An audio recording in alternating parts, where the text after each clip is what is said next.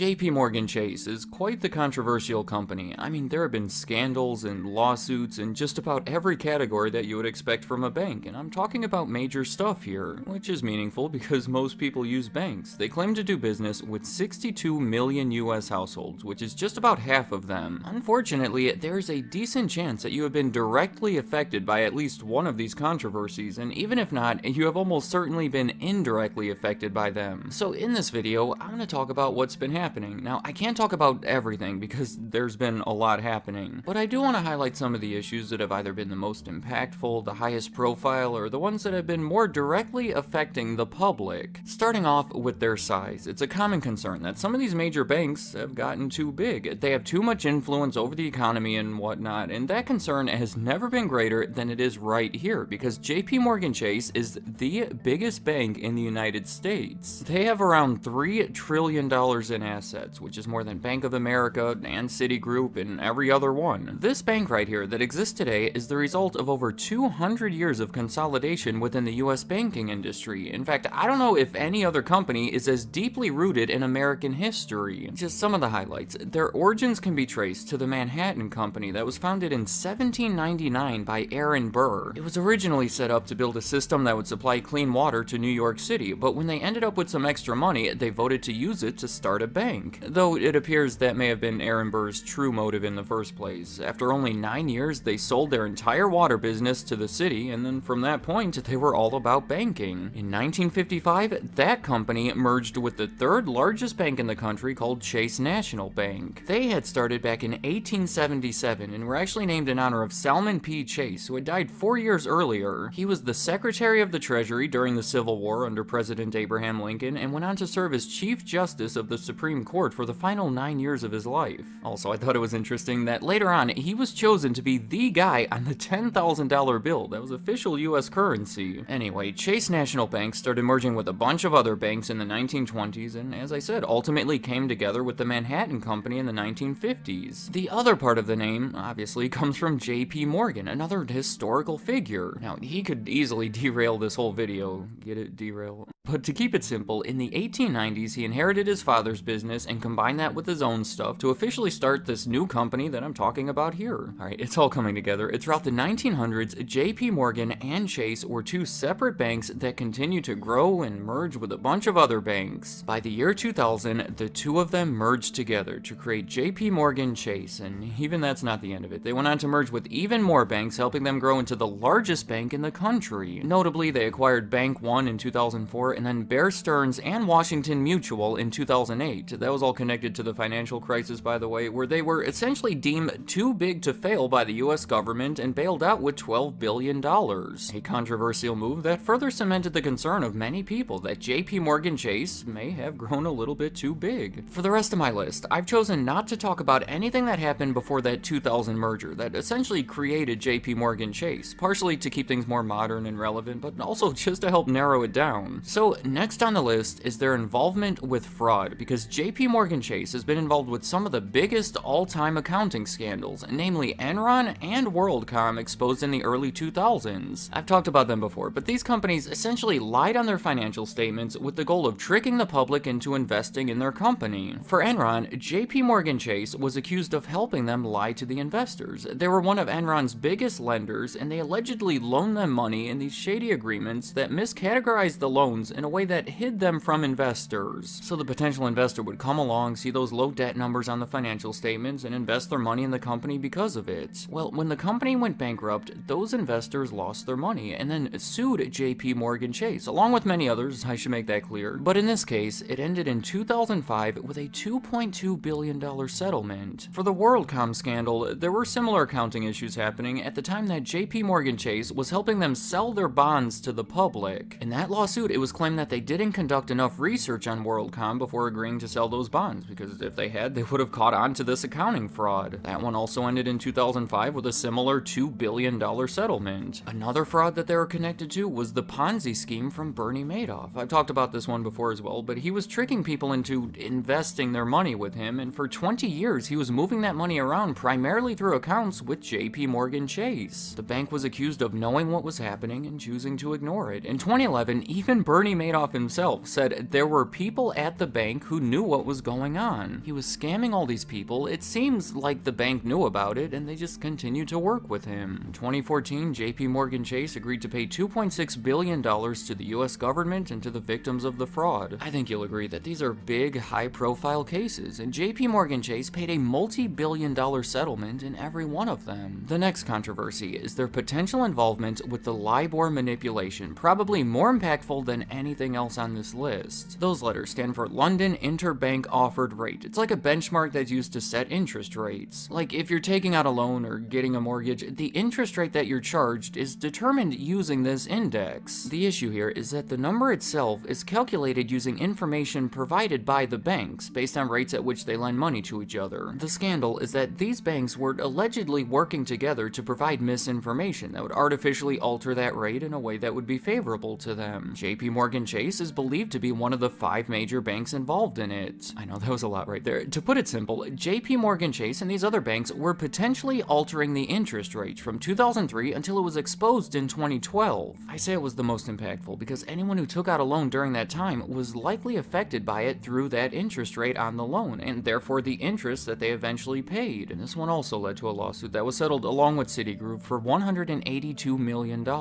Next up is mortgages. They have been involved in so many scandals involving mortgages, the biggest of which were part of the infamous housing bubble and subsequent financial crisis in the later 2000s. There were many banks involved, but JPMorgan Chase was right there with them. They were providing risky mortgages where the person had a decent chance of not being able to pay it, and then bundling those mortgages together into securities, finding potential investors, and misleading them to believe that the mortgages in those securities were much more stable than they actually were, and then selling those securities. It's been covered many times before. In 2012, there was this massive $26 billion settlement related to it, where JPMorgan Chase was one of 5 banks that agreed to pay that amount. Then, in the following year, there was a $13 billion settlement specific to JPMorgan Chase, which was actually the largest settlement with a single entity in American history. Other mortgage issues outside of the financial crisis that I want to mention include overcharging 6,000 active duty military members for their mortgages and wrongfully foreclosing on 14 of them. That led to a multi-million-dollar settlement in 2011. In 2017, they were accused of charging Black and Hispanic people higher rates on their mortgages when compared to white people. They denied it ever happened, but it also ended in a multi-million-dollar settlement. I wasn't kidding when I said that they have been involved in a lot of lawsuits. I'm gonna keep things moving here and talk about the London whale. It's not an actual whale. It's a gambling term used to describe someone who makes really large bets. And in this case, the whale is a guy from London named Bruno Ixil. He was a trader for JPMorgan Chase that made some absurdly risky bets for the company involving credit default swaps. The specifics of it get a little complicated, but those bets ultimately lost the company around $6 billion. Not many gamblers out there can say that they lost $6 billion.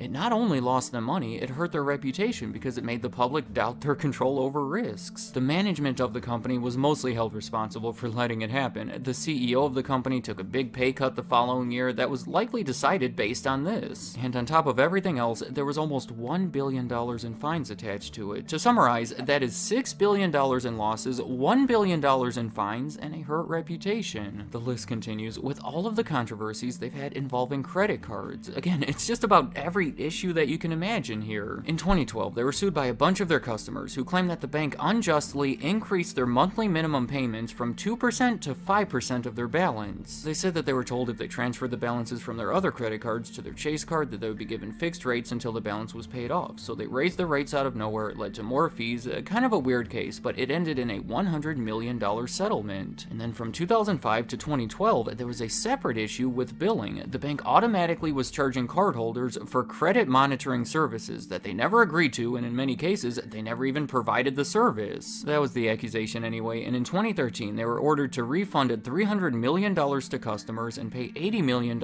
in fines. In 2015, there was another issue, this time affecting over 100,000 cardholders. They were essentially using all of these illegal methods to try and collect their debts, and you won't be surprised to hear that it also ended in a multi-million-dollar settlement. Finally, because this was a pretty big recent case, I want to include the manipulation of futures. Futures are financial derivatives. In this case, they're mainly for precious metals. It gets complicated again, but JPMorgan Chase was allegedly manipulating the price of them. They were placing these orders that they never intended to execute to either raise or lower the demand demand for them depending on the situation, which of course would either raise or lower the price. In 2020, they admitted to the wrongdoing and agreed to pay a $920 million penalty. So there you have it. That's my list of some of the more significant or interesting controversies that have come from JPMorgan Chase since their formation in the year 2000. Let me know in the comments, what has been your experience with JPMorgan Chase? Do you have some kind of an account with them, or did you in the past? And if so, were you involved in any of these scandals? Were you active duty military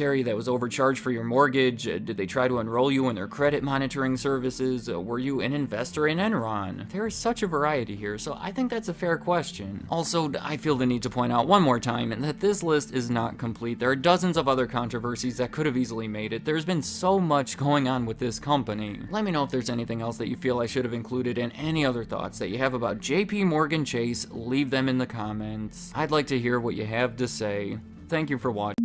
Bank of America hasn't been incredibly well liked. In fact, I think we can go as far as to say that they've been one of the most hated companies out there. Do you know all these lists that have been put out about the worst or most hated companies? Well, Bank of America tends to show up on them. I always mention a particular one on this series because I think it's a great reflection of the public's opinion. The Consumerist used to have this tournament each year where people voted to determine the worst company in America. Well, Bank of America never actually won, but they were the runner-up in 2011, 2012, and 2013, losing to BP and then Electronic Arts the following 2 years, essentially making them the second worst company in America for 3 years straight, which is pretty bad. So my goal today is to try to provide some reason behind all of this hatred. To be clear, this isn't about my own personal opinions, nor am I trying to persuade your opinions in any way. I have simply noticed that this company is generally disliked, and I want to talk about why. There are actually countless potential reasons, so I've isolated some of the bigger ones and placed them into 5 main categories. First off, would probably be the most direct and obvious reason to the millions of people that have personally dealt with Bank of America over the years, the customer satisfaction. This right here relates to the extra fees or the wait times or whatever makes you unhappy with your bank. It's hard to prove things like this, but we can look toward the American Customer Satisfaction Index. Based on customer surveys, they assign a benchmark to each industry and then rate the companies in relation to it. Bank of America has never exceeded that benchmark, and in fact, about half of that time, they were the absolute lowest rated among all major banks. Just looking at these numbers, I'm guessing that there are plenty of people watching this that have had some negative experiences as a customer of Bank of America. I don't want to spend this time talking about specific cases. For my next reason, I'm going to keep it simple and say that people don't like Bank of America because they are big. Some would say too big to fail, which I'll be talking about later. It's no secret that people tend to dislike larger companies, especially larger banks, and Bank of America, for decades, has been one of the largest. Currently, the second largest in the US when you rank them by total assets, and how they got to that size is important here, so I want to use this as an excuse to talk about the history of Bank of America while highlighting some of the ways that they were able to grow to over $2 trillion in total assets. The company goes all the way back to 1904 with a 33-year-old son of Italian immigrants named A.P. Giannini. See, his father-in-law was pretty wealthy. He owned a portion of a small bank in San Francisco, and when he died,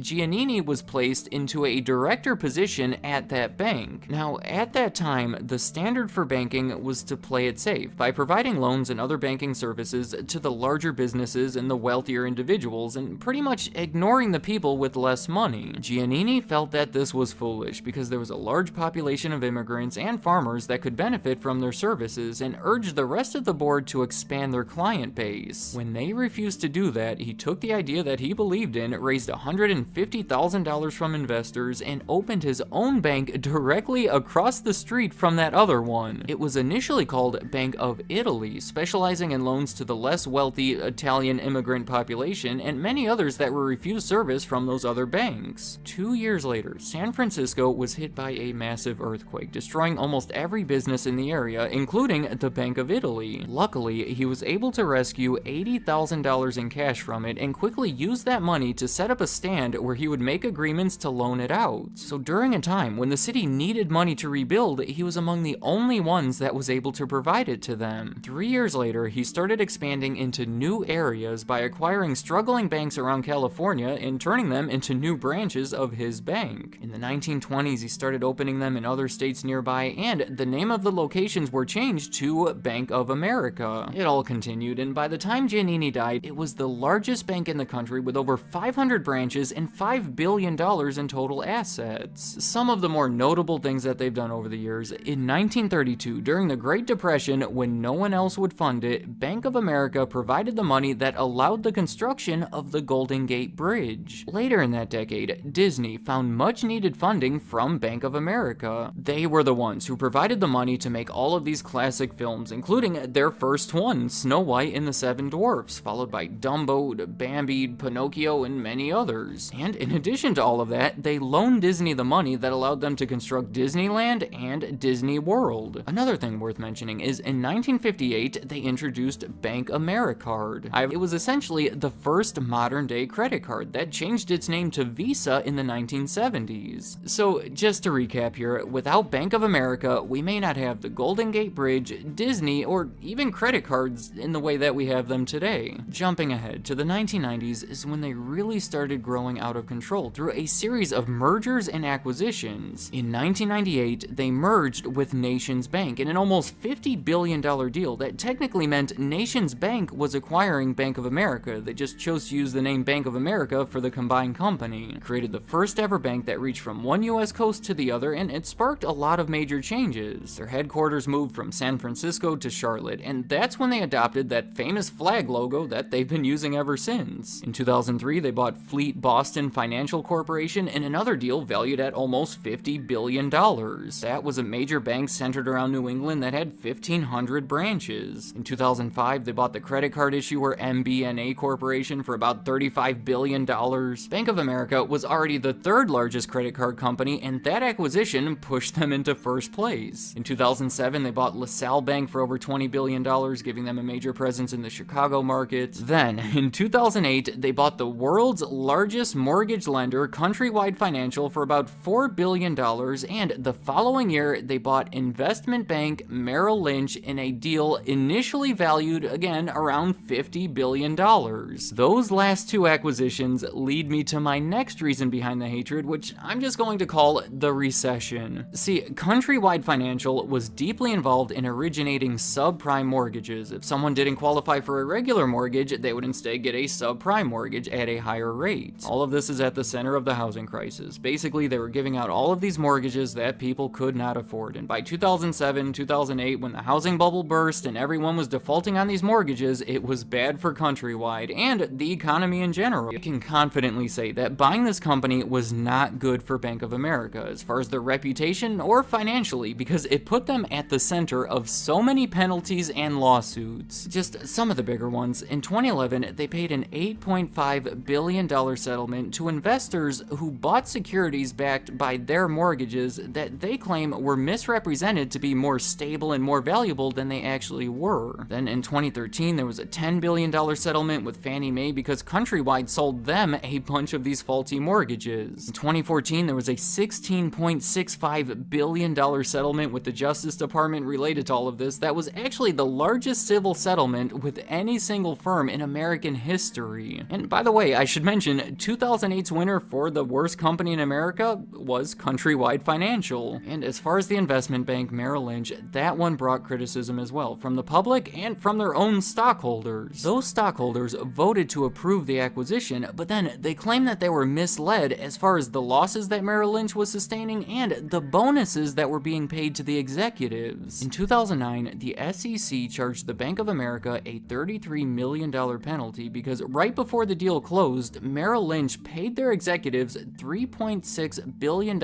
in bonuses without informing the voting investors. Then in 2012, there was a $2.4 billion settlement paid to those investors. On top of all of that, this whole deal looked especially bad to the public because it was right when they were receiving money from the US government as part of their troubled asset relief program. So all around the same time period, they were receiving $45 billion from the government while spending billions of dollars on a risky investment and paying executives billions of dollars in bonuses. Ken Lewis, the CEO of Bank of America at the time, stepped down from his position just months later, almost certainly due to the backlash from all of this. I realize that this entire subject is complex and political, but we can understand how many people would have a negative perception of Bank of America following the recession. My next reason behind behind all of this hatred would be their connection to some infamous accounting scandals. Now, this could be said about other banks as well, but Bank of America was involved in two of the biggest all-time accounting scandals. In 2004, they paid a $69 million settlement to Enron shareholders who sued them for their role as an underwriter in their accounting fraud. The lawsuit claimed that they actively engaged and participated in the fraudulent scheme. Then in 2005, they paid a $460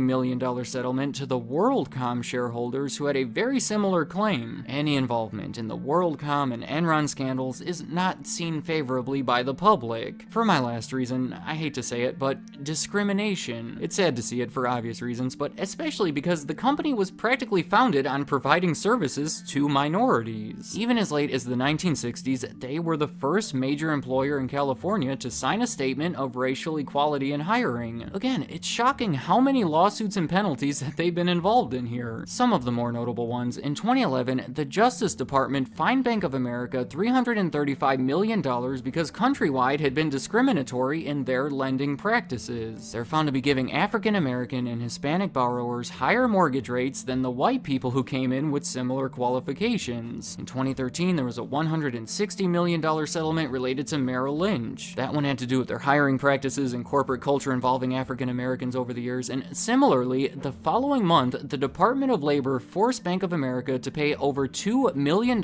for unfairly not hiring African Americans into entry-level jobs. Again, those are just a few cases. You could find many other examples of potential discrimination over at Bank of America. So that's my list. They are a large bank with low customer service ratings that's been heavily involved in 2008's economic recession, that has been connected to some of the biggest accounting scandals, and has had multiple accusations of discrimination. It's not a complete list, but I think that should be enough to explain why Bank of America is so hated. Let me know in the comments, what is your opinion of Bank of America? If you happen to be one of the many people that doesn't like them, is it for one of the reasons that I outlined, or for something completely different? If you are a customer of Bank of America, I'm curious how that's been. Do they deserve to be so low on the customer satisfaction index, or have you had a different experience? And any other thoughts you have about Bank of America, either good or bad, leave them in the comments. I'd like to hear what you have to say.